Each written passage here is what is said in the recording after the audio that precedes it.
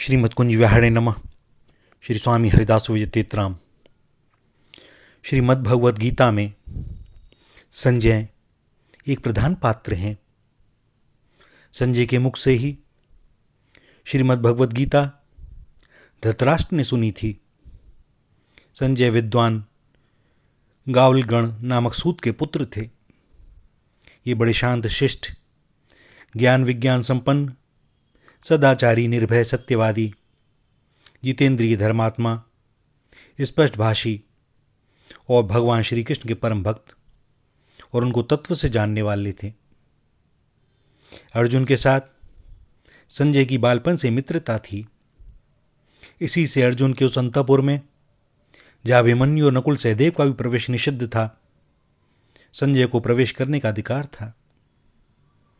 जिस समय संजय कौरवों की ओर से पांडवों के यहाँ गए थे, उस समय अर्जुन और भगवान श्री कृष्ण अंतःपुर में थे।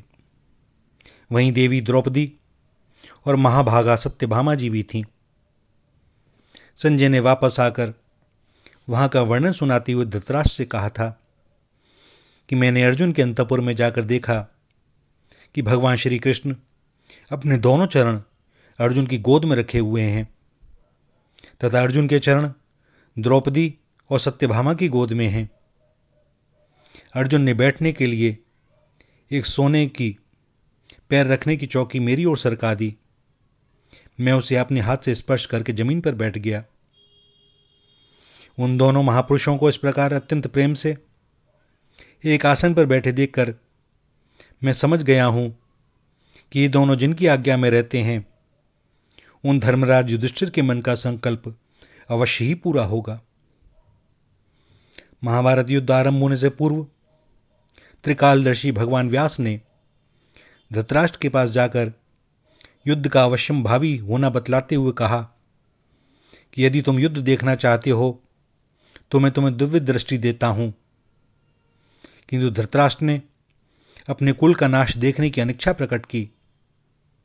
पर श्री वेदव्यास जी जानते थे कि बिना युद्ध की बातें जाने सुने इनसे रहा न जाएगा। अतएव वे संजय को दिव्य दृष्टि देकर बोलने लगे कि युद्ध की सब घटनाएं संजय को मालूम होती रहेंगी। यह दिव्य दृष्टि से सर्वज्ञ हो जाएगा और प्रत्यक्ष, परोक्ष या दिन रात में जहां जो कोई घटना होगी, यहां तक कि मन में चिंतन की हुई भी सारी बातें संजय जान सकेगा।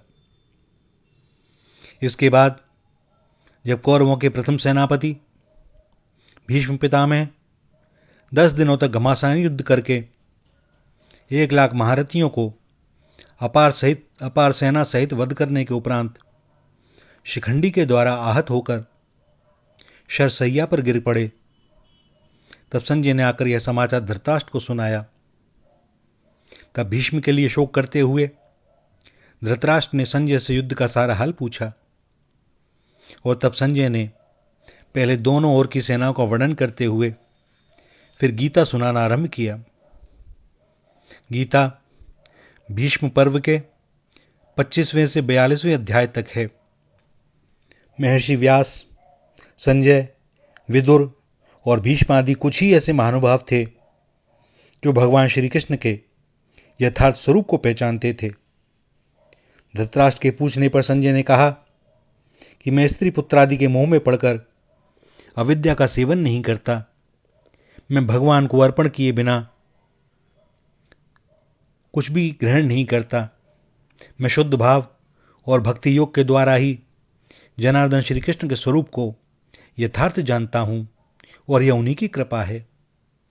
भगवान का स्वरूप पराक्रम बतलाते हुए संजय ने कहा, उदार चेता श्री वासुदेव के चक्र का मध्य भाग 5 हाथ विस्तार वाला है, किंतु भगवान की इच्छा के अनुसार वह चाहे जितना बड़ा हो सकता है।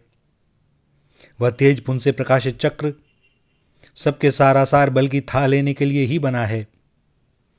वह कौरवों का संहारक है और पांडवों का प्रीतम है। महाबलवान भगवान श्री कृष्ण ने लीला से ही भयानक राक्षसों नरकासुर, शंबरासुर, अभिमानी कंस और शिशुपाल का वध कर दिया था। परंतु ऐश्वर्यवान सुंदर श्रेष्ठ श्री कृष्ण मन के संकल्प से ही पृथ्वी, अंतरिक्ष और स्वर्ग को अपने वश में कर सकते हैं। एक ओर यदि सारा जगत हो और दूसरी ओर अकेले श्री कृष्ण हो तो सार रूप में वही सबसे अधिक हैं, क्योंकि वे अपनी इच्छा मात्र से ही अपने ही रचे हुए इस जगत को भस्म कर सकते हैं। किंतु उनका कुछ भी अहित करने में यह माया अथवा विश्व समर्थ नहीं है। जहाँ सत्य, धर्म, ईश्वर विरोधी कार्य में लज्जा और हृदय की सरलता होती है, वहाँ भगवान श्री कृष्ण रहते हैं, और जहाँ श्री कृष्ण रहते हैं वहाँ निसंदेह विजय होती है।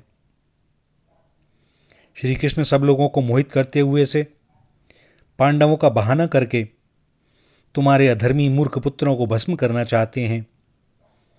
भगवान श्री कृष्ण अपने प्रभाव से काल चक्र, जगत चक्र और युग चक्र को सदा घुमाया करते हैं। मैं यह सत्य कहता हूँ कि भगवान श्री कृष्ण ही काल, मृत्यु और स्थावर जंगम रूप जगत के एकमात्र अधीश्वर हैं। जिस प्रकार किसान अपने ही बोए हुए खेत को पक जाने पर काट लेता है, उसी प्रकार महायोगेश्वर श्री कृष्ण समस्त जगत के पालनकर्ता होने पर भी स्वयं उसके संहार के लिए ही कर्म करते हैं।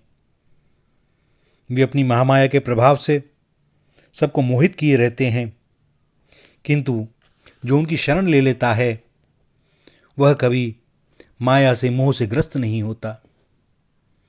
इसके बाद धृतराष्ट्र ने भगवान श्री कृष्ण के नाम और उनके अर्थ पूछे। तब परम भागवत संजय ने कहा, भगवान श्री कृष्ण के नाम गुण अपार हैं। मैं जो कुछ सुना समझा है वही संक्षेप में बताता हूँ।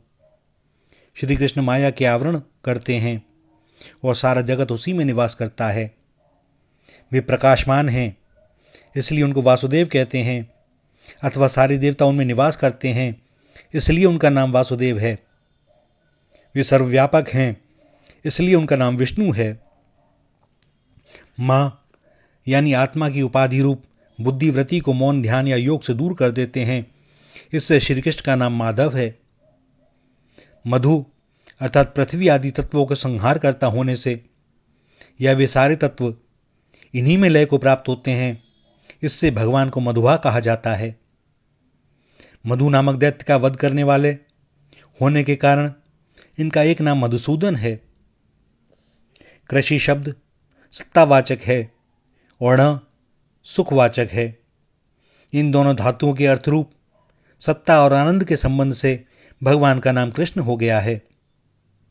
अक्षय और अविनाशी परम स्थान का यह हृदय कमल का नाम है पुंडरीक। भगवान वासुदेव उसमें विराजित रहते हैं और कभी उनका क्षय नहीं होता, इसलिए भगवान को पुंडरीकाक्ष कहते हैं। वे दस्युओं का दलन करते हैं, इस कारण उनका नाम जनार्दन है। वे सत्य से कभी च्युत नहीं होते और सत्य उनसे कभी अलग नहीं होता, इसलिए उनको सात्वत कहते हैं। वृषभ का अर्थ वेद है और ईक्षण का अर्थ है ज्ञापक, अर्थात वेद के द्वारा भगवान को जाना जाता है, इसलिए उनका नाम वृषभेक्षण है। वे किसी के गर्भ से जन्म ग्रहण नहीं करते, इसलिए उनको अज कहा जाता है। इंद्रियों में स्वप्रकाश है तथा इंद्रियों का दमन करते हैं, इसलिए भगवान का नाम दामोदर है। हर्ष स्वरूप सुख और ऐश्वर्य तीनों ही भगवान श्री कृष्ण में हैं, इसी कारण उनको ऋषिकेश कहते हैं। अपनी दोनों विशाल भुजाओं से उन्होंने स्वर्ग और पृथ्वी को धारण कर रखा है, इसी कारण उनको महाबाहु कहते हैं। वे कभी अधः प्रदेश में क्षय नहीं होते, अर्थात संसार में लिप्त नहीं होते, इसलिए उनका नाम अधोक्षज है। नरों के आश्रय होने के कारण उन्हें नारायण कहते हैं। वे सब भूतों के पूर्ण कर्ता हैं और सारे भूत उन्हीं में समा जाते हैं, इसलिए उनका नाम पुरुषोत्तम है। उनके साथ कार्य और कारणों की उत्पत्ति तथा प्रलय के स्थान हैं, तथा वे सर्वज्ञ हैं, इसलिए उनको सर्व कहा जाता है। श्री कृष्ण सत्य में हैं और सत्य उनमें है, तथा वे गोविंद व्यवहारिक सत्य की अपेक्षा भी परम सत्य रूप हैं, इससे उनका नाम सत्य है। चरणों द्वारा विश्व को व्याप्त करने वाले होने से विष्णु और सब पर विजय प्राप्त करने के कारण भगवान को जिष्णु कहते हैं। शाश्वत और अनंत होने से उनका नाम अनंत है। और गौ यानी इंद्रियों के प्रकाशक होने से गोविंद कहे जाते हैं। वास्तव में इस असत्य जगत को भगवान अपनी सत्ता स्फूर्ति से सत्य जैसा बनाकर सबको मोहित करते हैं। संजय की श्री कृष्ण भक्ति और श्री कृष्ण तत्व ज्ञान का यह मात्र एक उदाहरण है। भगवान के जो भक्त होते हैं भैया, उन्हें किसी सिद्धि की अपेक्षा नहीं होती और वे सिद्धियों की ओर ताकते भी नहीं, क्योंकि सारी सिद्धियां अभिमान लाती हैं और पतन का कारण बनती हैं। सो भगवान के प्रेमी जन इन सब का त्याग करते हैं। उन्हें तो यह स्मरण भी नहीं रहता कि उनके पास कोई सिद्धि भी है, क्योंकि वे तो सदैव अपने को भगवान का आश्रित मानते हैं। उनके द्वारा कभी किसी का भला हो जाए तब भी वे यही मानते हैं कि भगवान ने ही किया, भगवान ने बड़ी कृपा की, और वे कृपा ना करेंगे तो कौन करेगा, वे ही तो कृपालु हैं। सो भैया, भगवान की कृपा जिस भक्त के ऊपर होती है उसे उनकी माया व्याप्ति नहीं है। गोस्वामी जी कहते हैं, माया को सब जग भजे, माधव भजे न कोय, तुलसी जो माधव भजे, माया चेरी होए। भैया, भगवान को जो अपना आश्रय मान ले, भगवान की शरण ग्रहण कर ले, अब जो त्रिभुवनपति के गोद चला गया, सारा त्रिभुवन उसी का हो जाता है। श्री राधा, श्री राधा, श्री राधा।